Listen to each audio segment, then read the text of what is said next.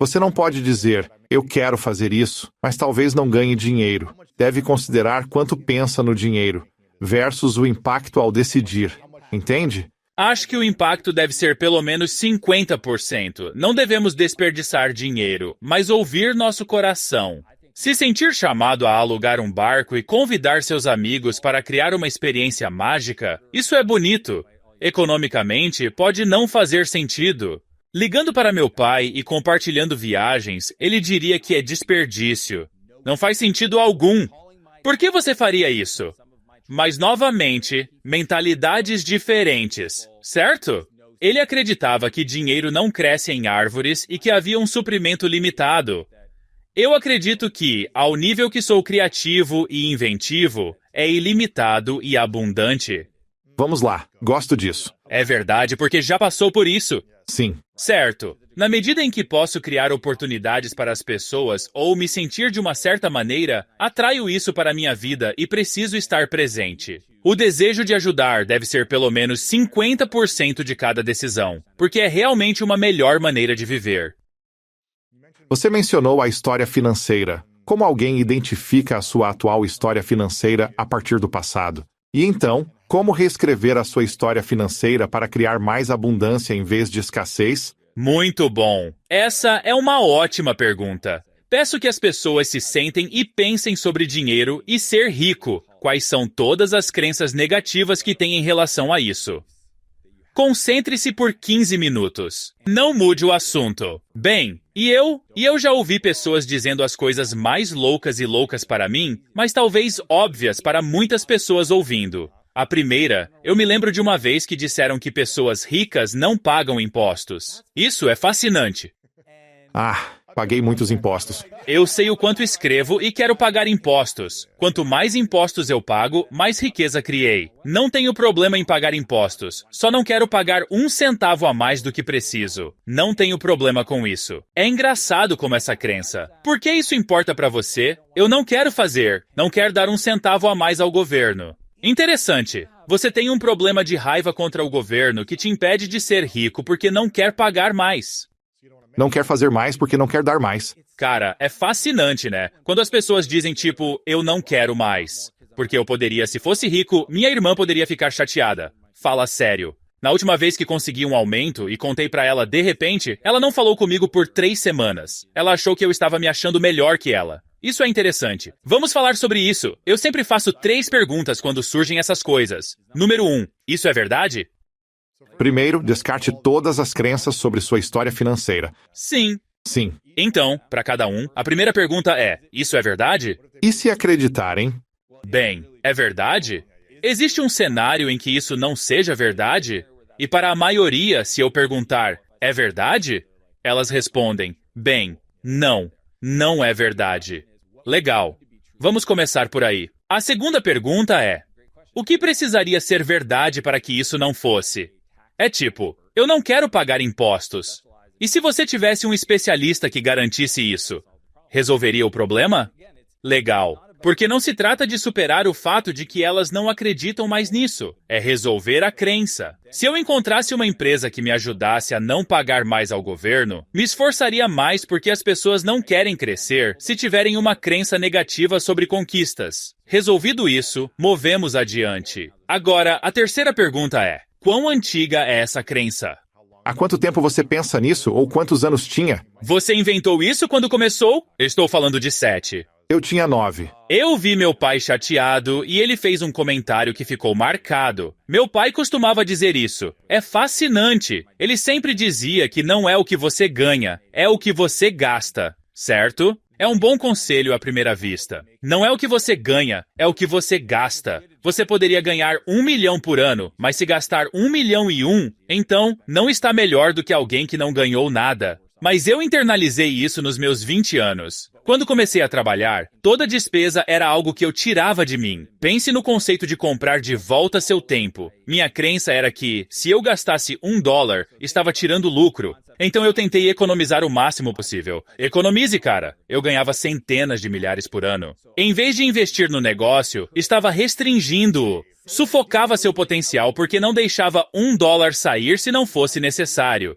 E o desafio é que, se você entende de negócios, eles exigem investimento. E o que acontece se você fizer bons investimentos? Você obtém retorno sobre isso. E se você ficar muito bom em negócios, então, quanto mais investimentos fizer, melhor. Como quando pergunto a alguém, tipo, quanto você paga por um cliente? Bem, pago $10 por cliente. Quanto vale esse cliente para você? $100. Quão rápido você consegue esses $100 dentro do primeiro mês? Quantas notas de $10 você quer trocar por uma de $100? Então, qual é o seu orçamento de marketing? Mas originalmente eles dizem, bem, meu orçamento é de 10 mil por mês. Eu digo, não, é ilimitado na medida em que você obtém essa nota de $100 para cada 10 que investe. Levei 6 anos de negócios, sufocando o potencial do negócio, até mudar a mentalidade para, não é o que você ganha, não é o que você guarda.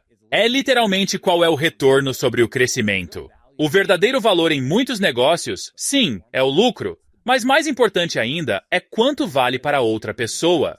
Porque, até certo ponto, falo no livro, eu posso construir um negócio que não precise de mim para crescer e que tenha receita e lucros previsíveis. Essas duas equações determinam quanto vale para outra pessoa. E foi isso que aconteceu comigo aos 28 anos, quando minha empresa foi comprada. Minha primeira empresa vendida foi a Flowtown, que me colocou em posição para fazer um monte de outras coisas. Mas aprendi que você não pode ser não lucrativo, mas ao mesmo tempo, não restrinja o potencial de crescimento do negócio. Se você construir um negócio que não precise de você para operar e seja previsível em lucros, será valioso para outra pessoa. Para alguém como você, onde o negócio exige crescimento, sua personalidade, carisma, conhecimento, sabedoria, criação de conteúdo, tudo isso importa. Como justificar isso quando é centrado na personalidade ou expertise? Há muitos criadores assistindo, muitos empreendedores individuais. É minha pergunta favorita. Os especialistas são a cara do negócio. Eles sentem que precisam de mais para crescer. Aqui está como eu pensaria sobre isso. Temos que reformular o problema que estamos tentando resolver. Eu os chamo de quebra-cabeças, não de problemas, mas o quebra-cabeça é a verdade sobre o negócio. Então, você precisa ser quem cria. Quais partes disso? Eu tenho esse framework, ensino no livro chamado A Regra 1080-10. A Regra 1080-10. A maioria dos grandes criadores, como Jimmy Donaldson, MrBeast, fala sobre isso. Estão envolvidos nos primeiros 10%. Ideação, criação. Então entregam para uma equipe executar e voltam no final para a integração. O que eu faço, e muitas pessoas fazem, é me resolver ser o talento. Na minha empresa, onde sou o talento, esse é meu papel. Tenho um gerente geral que administra a empresa. Então, não faço 1 a 1 planejamento estratégico ou gerencio finanças, entende? Com toda a equipe, você é o talento. Eu sou talento puro. Ao acordar, a equipe diz o que precisam de mim, eu negocio, e depois tento entender, tipo, você realmente precisa que eu faça essa parte? Negocia seu tempo. 100% e então, ei, nós temos receita. Pode gastar e investir um pouco para concluir 80% deste projeto que eu não vou fazer. Muitos dos projetos criativos têm escritores que nos ajudam com ideação, pesquisa de vídeos e apresentação de soluções. É realmente sobre olhar para seu calendário e dizer, ok, eu quero ser a pessoa na câmera. É isso. Até que a IA, o Neuralink ou qualquer outra coisa fiquem bons, eu vou fazer isso. Sem ser isso, não estou fazendo. Crie um mecanismo de pressão, uma decisão para dizer, eu sou o talento da equipe. Vocês querem crescer a receita? Tentem criar ideias que não exijam mais do meu tempo. Certo. É o enigma. É grande. Essa é a questão.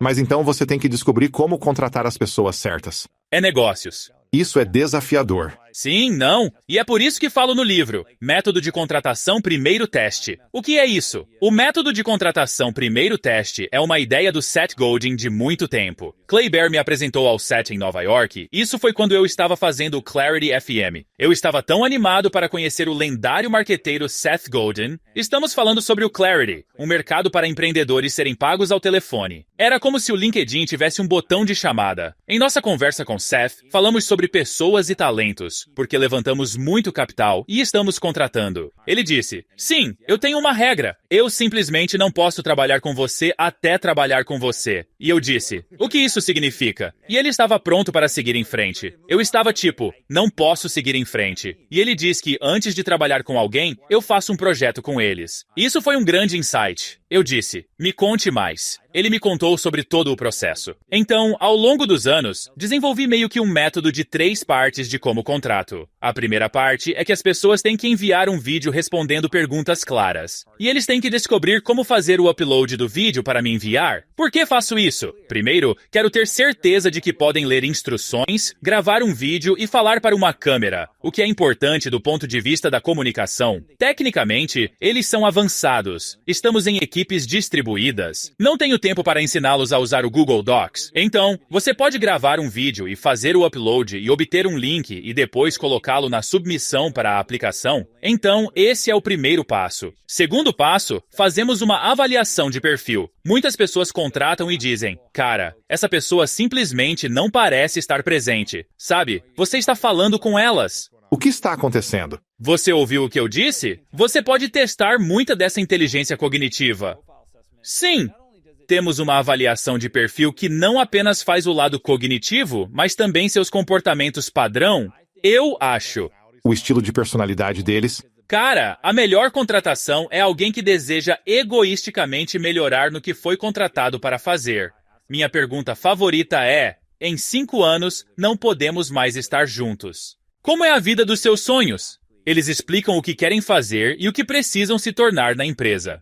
Tá valendo. Certo. Esse é o passo 2. O 3 é o projeto de teste. Aqui está o que é diferente na minha abordagem. Muitos dizem, sim, fazemos projetos de teste. Não, nós simulamos. Seja o que for que eles façam, é para o projeto de teste. Acabei de contratar um CEO para gerenciar uma das minhas empresas. O teste dele, entre outros 4 candidatos, foi criar um plano de 90 dias.